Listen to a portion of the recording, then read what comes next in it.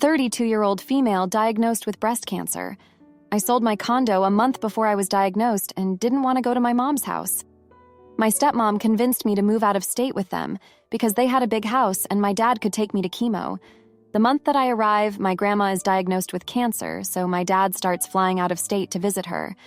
My dad is also not my biological father. He married my mom when I was 3, but has always been in my life. I have no memories without him, and after they divorced, he was always present for everything. So everything is going seemingly fine until the week my dad left to take my grandma to chemo. I brought my 12-year-old dog with me. He's 6 pounds and otherwise well-behaved.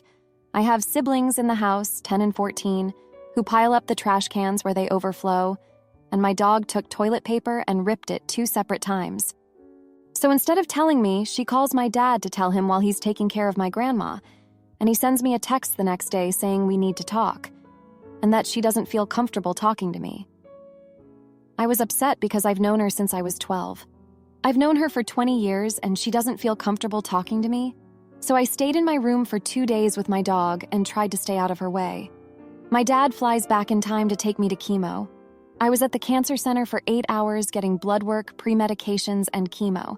I get back to the house starving for dinner and heated up some food to eat. She gets home a couple minutes later and storms to her room. I'm talking to my sister, and all I hear is yelling, and I know it's about me. I could hear her saying, "You were with her all day, you don't care about your family." My dad tries to convince me to speak to her, and I say no.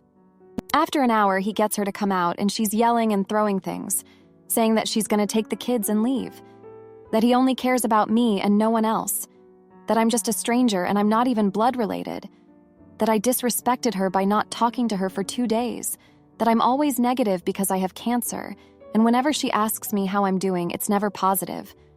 My dad just stood there and said nothing. When she was finished, he offered me a hotel. I grabbed my stuff and my dog and drove 2 hours to my aunt's house after chemo. The next day, they both text me. I wanted to move forward for my dad and the kids. I apologized for disrespecting her. She said she meant everything. I moved out as it was toxic and continued my chemo with the help of my aunt and boyfriend. We pretended to go back to normal. My last chemo was December 22nd, and my double mastectomy was January 23rd. A month after surgery, my dad tells me she's disappointed in me because I didn't call her for Christmas or for her birthday on January 21st. I told him he was being unfair and unreasonable, that he was biased and would go along with whatever she said. I was sick from chemo on Christmas, in bed fighting for my life, and in January, preparing for the biggest surgery of my life.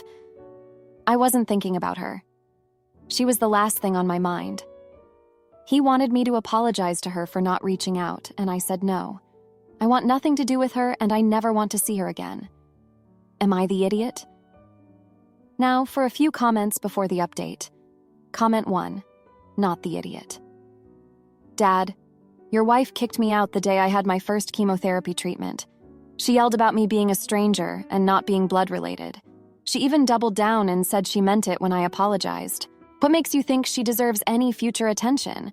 What makes you think I shouldn't be disappointed that you have this toxic woman in your life? She gave you an ultimatum and you took it. So if she believes I'm a stranger, great, I am. Comment 2. Not the idiot. Your stepmom's behavior seems really unfair and unsupportive, especially considering everything you're going through. It's understandable that you'd want to distance yourself from someone who's adding stress to an already challenging situation. Now for the update, hey everyone, thanks for reading my last post and for all your support. It means a lot to me during this difficult time. It's been, well, I'll just get into it since my last update. After my surgery, I spent a few weeks recovering at my aunt's place. She took great care of me, making sure I had everything I needed and helping me with my daily tasks. My boyfriend was also there for me, visiting whenever he could and bringing me little gifts to cheer me up. As I started to feel better, I decided it was time to have a serious talk with my dad. I called him up and asked if we could meet for coffee, just the two of us. He agreed, and we met at a little cafe near my aunt's house. I told him how hurt I was by everything that had happened with my stepmom. I explained that I felt like he hadn't stood up for me when she was yelling at me and saying those awful things. I also told him how disappointed I was that he expected me to apologize to her for not reaching out during Christmas and her birthday, especially given everything I was going through. My dad listened quietly, and I could see the guilt and sadness in his eyes. He apologized for not being there for me more and for not standing up to my stepmom. He said he loved me and that he never meant to make me feel like I wasn't a priority. We talked for a long time, and I started to understand a bit more about his perspective. He explained that he felt torn between his love for me and his commitment to his wife and their kids.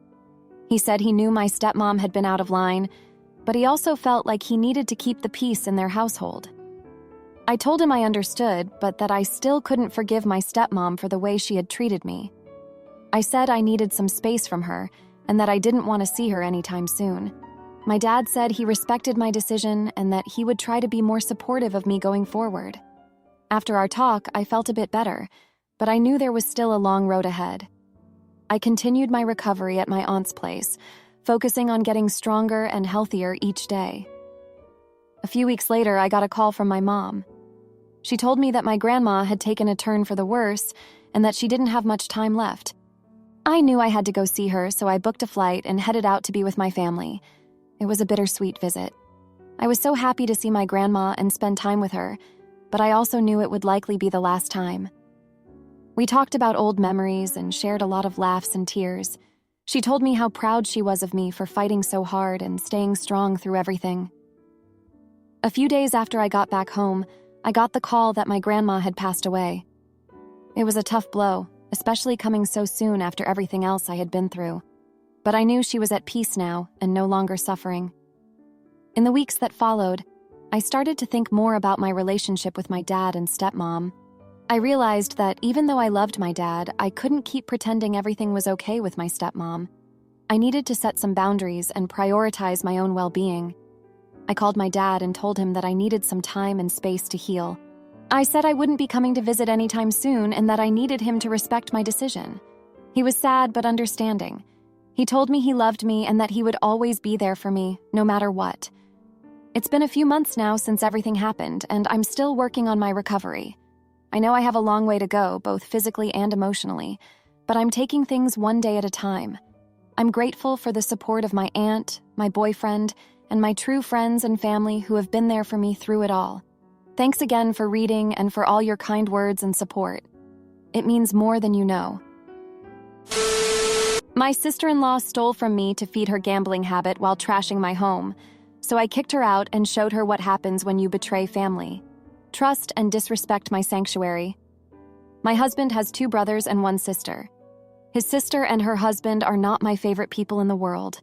Recently, they have been couch surfing as they lost their home. Long story, which could have been avoided if they had acted like adults like they should have. First, they stayed with my in-laws, but they used the excuse that my father-in-law has diabetes to get rid of them and their rowdy children. Next was his older brother and his wife. They had 2 spare rooms as 2 of their older children moved out a year ago, and they only have the 6-year-old and their 13-year-old twins at home. After 3 weeks, they had to move out due to a planned refurbishment. They were happy with them as they were generally tidy and helped out in the home. The youngest brother was the next to take them in. While my sister-in-law was there, she helped out in the home and kept her children under control. The youngest brother's wife is very house-proud, and she allowed them to stay for a limited time, only as they have had a baby recently, and her mother will be staying with them to help out for the first 6 months. Then they emotionally manipulated my husband to say okay. I agreed to it on the condition that she and her husband, as well as their children, keep the place clean, because in the past, the only place they are messy in is my home. For example, if they are throwing something into the kitchen bin, they will throw it in the general direction of it, and not in the actual bin. It's extra gross when it's food stuff that dries up and stinks out the place. Similar things happened in the past where she would leave her sanitary towels on top of the bin lid in the bathroom, instead of in the bin. Her oldest daughter started her periods recently, and I asked the youngest brother's wife how things were for tidiness. She said she had no complaints. They went to bed on time and kept the place clean. However, they were there for only 2 weeks. They are always tidy at the other houses. I know this from experience too. During Christmas and summer holidays when we stay over at each other's places, I have seen the difference in how they are at my place and the other places. Before they moved in, I made the youngest brother and my parents-in-law witnesses to them agreeing to keeping my house as clean as it is and to chip in with chores. If they broke the rules, they would be out immediately. She fussed and denied past wrongdoings, but said sarcastically, "As you wish, Your Highness." The first 5 days were smooth sailing. This morning, I found a sanitary towel on top of the bin and not even wrapped properly. That is not all. Her daughter is staying in my daughter's room, and she made a mess of the shampoo and conditioner in her bathroom and had left a tampon on the side of the sink, forgetting it from last night. Her husband leaves early for work, and the kitchen was a mess when I finally got downstairs. I have a curious toddler, and I don't want him to pick up a bloodied sanitary towel. I knocked on the guest room and told her to pack her things and get out. She looked angry and tried to play innocent. She said it was only some blood and to chuck it in the bin if it bothered me so much. I told her no and picked up her suitcase, throwing their stuff in it. At first, she wouldn't leave the house, saying she was going to wait for her brother as she doesn't take orders from me, but I told her this house belongs to me too. I dropped her and her youngest ones off at my in-laws. A few hours ago, her husband came back from work, and when I wouldn't let him in, he made a scene. He went to my in-laws, but they don't want them there due to my father-in-law's illness. When my husband returned from work, my in-laws turned up in our driveway with her and her family within 20 minutes. They are still standing outside and squabbling about being let in. I refused to open the door and told my husband if he backs down, he isn't welcome in our home either. So the family thinks am I the idiot because I have never liked her and am using any excuse to get rid of her. Now for a few comments before the update. Comment 1, I would have taken photos of the sanitary items left out and sent them in a giant group chat, saying that anyone who thinks you're a monster for having a problem with this is more than happy to come and clean it themselves or host the family themselves. Not the idiot. Comment 2. Clearly, she's doing it on purpose because she doesn't like you. There's no way that they are perfect guests everywhere else but wreck your house without it being intentional. Now for the update. Hey everyone! It's been a while since my last post and a lot has happened in the past 3 months. I'll try to keep this update as concise as possible, but there's quite a bit to unpack. After the whole fiasco with my sister-in-law and her family, things took a turn for the worse. My husband, feeling caught in the middle, decided to let them stay with us for a bit longer, hoping that the situation would improve. I reluctantly agreed, but I made it clear that they had to follow the house rules and contribute to the household chores. For a couple of weeks, things seemed to be going smoothly. My sister-in-law and her family were making an effort to keep the place tidy and help out around the house. However, old habits die hard, and soon enough, I started noticing little things that bothered me. Dirty dishes left in the sink, laundry piling up, and the occasional sanitary product not disposed of properly. I tried to address these issues with my sister-in-law, but she would always brush it off or make excuses.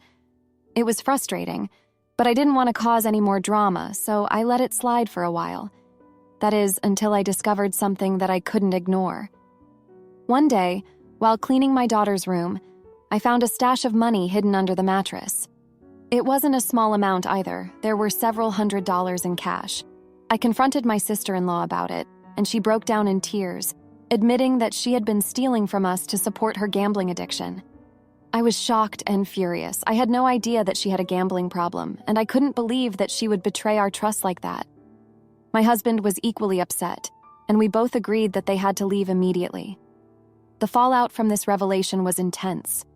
My in-laws were devastated when they found out, and they tried to convince us to give my sister-in-law another chance. They even offered to pay back the money she had stolen, but I couldn't accept it. The trust had been broken, and I didn't feel comfortable having them in our home anymore. My sister-in-law and her family moved out that same day, and we haven't spoken to them since. It's been a difficult few months, trying to come to terms with what happened and rebuilding our relationship with my in-laws. They were hurt that we didn't give their daughter another chance, but they eventually understood our decision. Looking back, I realized that there were signs of my sister-in-law's gambling addiction that I had missed. She would often disappear for hours at a time, claiming to be running errands or visiting friends. There were also times when she would ask to borrow money, saying that she needed it for groceries or bills, but I never questioned it. I can't help but feel guilty for not noticing sooner, but I also know that it's not my fault. Addiction is a complex issue, and it's not always easy to spot the signs. I just wish that my sister-in-law had felt comfortable enough to come to us for help instead of resorting to stealing. As for my husband and I, we're doing our best to move forward. We've been attending counseling sessions to work through our feelings and strengthen our relationship. It hasn't been easy, but we're committed to making it work. I want to thank everyone who reached out with kind words and support after my last post. It means a lot to know that there are people out there who understand what I'm going through. I'll try to keep you all updated as things progress, but for now, I'm just taking things one day at a time. Thanks for reading. My husband mocked my love for fashion and tried to control what I wore, so I left him with an empty closet and a divorce he never saw coming. I feel so stupid having to write this and having this issue in the first place, hence why I am posting here on Reddit instead of asking my friends. I, 23-year-old female, really like clothes and shoes. I admittedly own a lot more of these items than one probably should. I got married to my husband, 30-year-old male, about a year ago, and I moved all my stuff into a walk-in closet when we moved in together. It's all been fine for a year. On Friday, however, my husband got home from work and was immediately angry with me. I didn't really know what I did, but I asked what was wrong. He started to scorn me about my clothes and shoes in the closet. He told me I have way too many and we needed to go through it and donate some. I told him I didn't want to get rid of my stuff. He told me I didn't have a choice because the closet was getting full. We argued about it for about 15 minutes before he grabbed my elbow and pulled me into the closet. He told me he was going to sit there and make me get rid of 100 clothes or shoes. I probably have well over 500, so that honestly wasn't that much, but I didn't want to, especially in that moment. I don't even know why he was so adamant. He's never ever had a problem with my things before. It didn't matter that I didn't want to, though. He started to pull my stuff out. I snatched them back and we started going through them. My husband sat there and made fun of my clothes as I debated donating them and remembering how much I loved them and what I wore them to. He made fun of my college formal dresses and my old bridesmaids' dresses and stuff that I genuinely loved. When we got to my old clothes, he told me to get rid of them because they probably didn't fit anymore. I told him I didn't even care if they don't fit. I want them for sentimental reasons.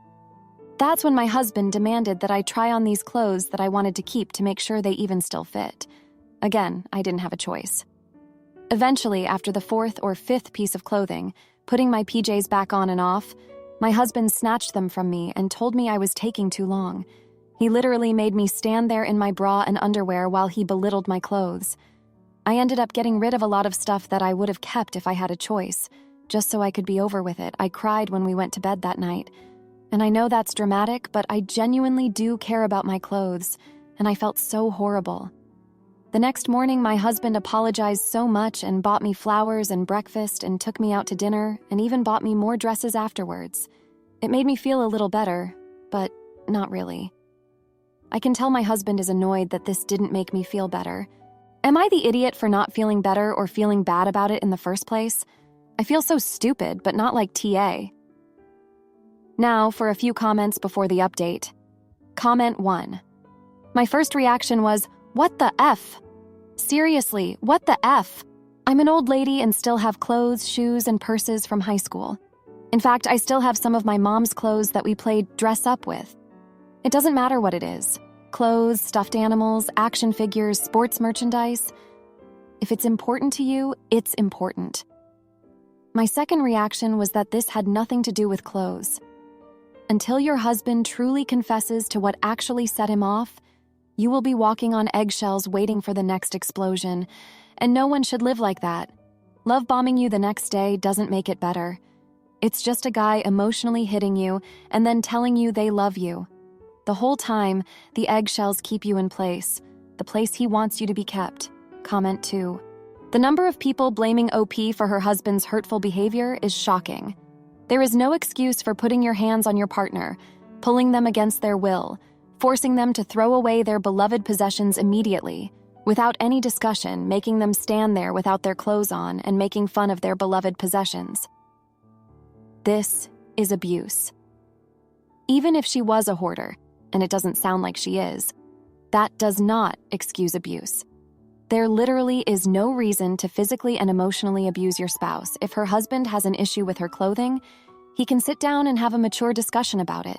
He can request they go to therapy. He can separate or divorce her. What he can't do is abuse her. Now for the update. Hey everyone, thanks for reading my previous post. A lot has happened since then, and I feel like I need to share an update with you all. After the incident with my husband forcing me to get rid of my clothes, things were tense between us for a while. He kept trying to make it up to me with gifts and apologies, but I just couldn't shake the feeling of betrayal and hurt. I tried to move past it, but every time I walked into our closet, I was reminded of that awful night. About a week after the incident, I decided to confront my husband about how I was feeling. I told him that his actions had deeply hurt me, and that I didn't feel like he respected my belongings or my feelings. He listened quietly as I poured my heart out, but when I finished, he just shrugged and said, "I don't see what the big deal is. They're just clothes." His dismissive attitude was the final straw for me. I realized that this wasn't just about the clothes. It was about his lack of respect for me as a person. I decided to stay with a friend for a few days to clear my head and figure out what I wanted to do.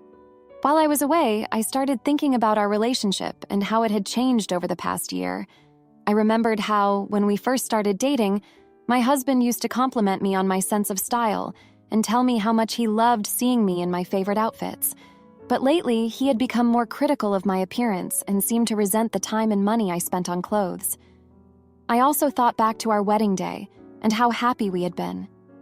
But even then, there had been signs of trouble. My husband had insisted on inviting some of his ex-girlfriends to the wedding, even though I was uncomfortable with the idea. He had also gotten drunk at the reception and made a scene, embarrassing me in front of my family and friends. As I reflected on these memories, I realized that my husband's behavior with my clothes was part of a larger pattern of disrespect and control. He had slowly been chipping away at my self-esteem and independence, and I had been too blind to see it. When I returned home, I told my husband that I wanted a divorce. He was shocked and tried to convince me to stay, but I stood my ground. I told him that I deserved to be with someone who respected me and my choices, and that I couldn't be happy in a marriage where I felt constantly belittled and controlled. The divorce process has been difficult, but I know I made the right decision. I've been staying with friends and family while I look for a new place to live, and I've been focusing on rebuilding my self-esteem and sense of identity. Looking back, I realized that I should have seen the red flags earlier in our relationship.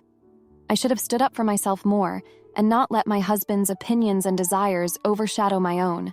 But I'm grateful for the lessons I've learned and the strength I've gained from this experience. To anyone else who may be in a similar situation, I want to say this: trust your instincts and don't be afraid to stand up for yourself.